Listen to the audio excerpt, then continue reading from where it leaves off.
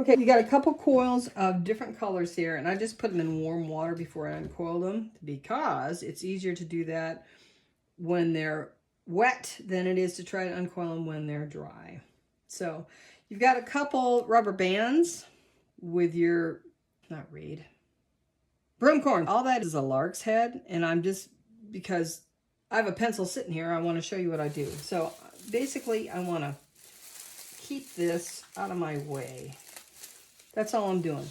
And when I get set up here, I'll use another one up here to get going. And it doesn't need to be a pencil. It could be anything, but that's just what I had. And I figure everybody's got a pencil, so that'll work. So I'm going to undo this. And then the thing about plating on the top of a broomstick or on a broom is that it has to be an odd amount. All right. We are going to start at the bottom here and work up. All right.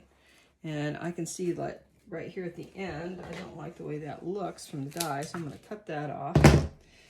And because I want this to be continuous weave, it has to be odd.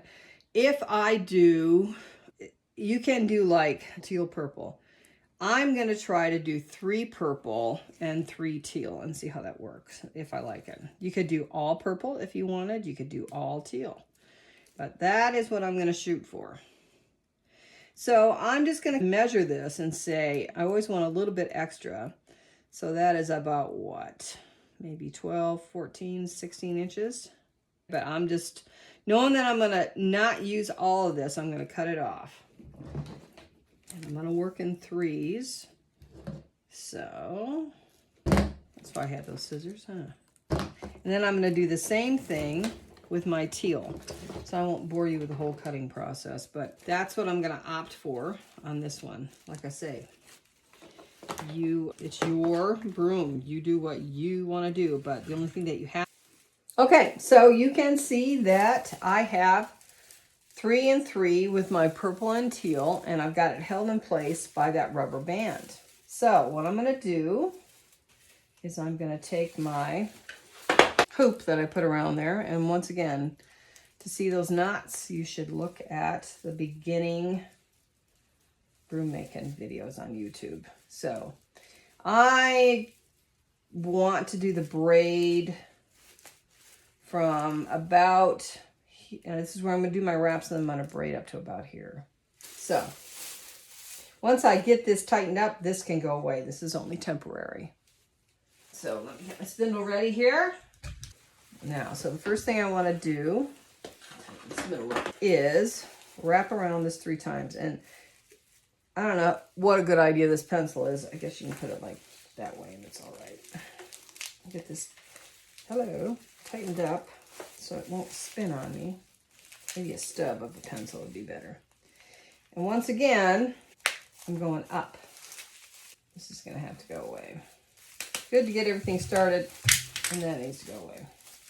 So here's my 3rd one, and then I'm going to start braiding. So my braid is just over and under.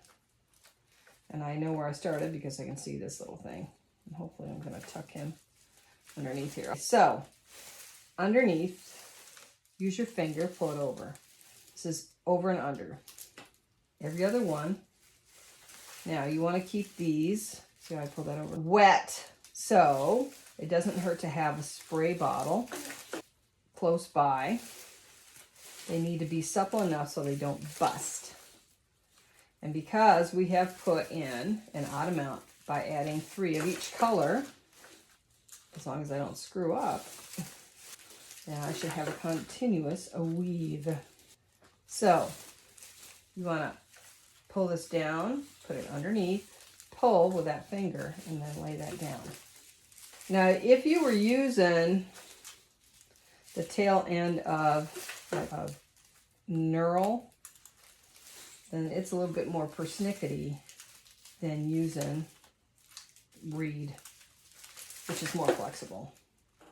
So what's going to happen with this as we go around, you'll see, if I've done it, my next row should be opposite of the first row. Once again, you still got to learn how to count. And when I first did it, I had 24, which is an even number, and that won't work. So I had to take 1 of the stakes out. So now you can see that I'm on my weave, and then I'm just going to keep doing this until it gets too dang close, and then I'll show you what I do after that. So just a couple rows here I'm going to show you, and then I'll show you how we trim it down a little bit. Do you see how tight that is? I'm going to just weave 3 rows here so you can see what it should look like, and then I'll show you how we eliminate some. Really important to dig in there and make sure that you're not missing any, because if you do, your weave will be off. Okay, so you can see that I have gotten up here with my weaving. You can also see that it's getting pretty tight. And what happens is these pieces get lost underneath here, and if you don't grab them, then your weave is off. So what we're going to do is we are going to eliminate some. And that'll make the weave, I still got to go at least up to this point to cover that up. So I'm going to have to trim down a little bit. So what I'm going to do for a row is, what I'm going to do is I'm going to start at the beginning. But you can see how tight this is, right? So we definitely need to trim this down some. So I'm going to get around to the back here. There's my beginning.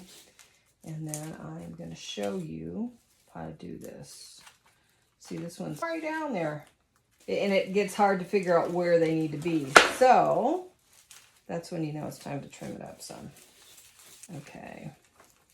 And then some of them, that's fine. But when it gets to be, when you're digging for them, then it's time to eliminate every other one. Because there's no sense in making yourself crazy. See, here this is looser. All right, so this is what I'm going to do. On the overs, what I'm going to do is I'm going to trim this guy here. Not all the way down, but just 1/4 of an inch. And then I'm going to go over. And I'm going to do this every other one all the way around. All right, so we got our broom done. Nice and bushy. Got the top part done. You have your cool little charms to put on there. And there is some purple cording to tie them on if you want to do that. So I think that is the side that I'll probably tie those on. And I won't go ahead and do those, but you can see they can go there. Got a raven and a moon. How cool is that? And the other thing that we have is, you can see what's going on. The other thing that we have is a twinkly light. And here's the deal with the twinkly lights. I've done a couple things with them. I have strung them along the base. You have to get it open. There we go. And I've also woven them in like this bottom part, and I'll show you what I've done. But let me undo these so you can see the cool twinkly lights. Whatever you want to do with the cool twinkly lights. And how do we turn them on? Like that, see? So they're cool and purple. So you can put them around the base. And then what I did with mine is I took a zip tie and put it around the top here, and so that way it wasn't going anywhere. But let me show you what I did with another one. And this one's older, but it turned out cool too.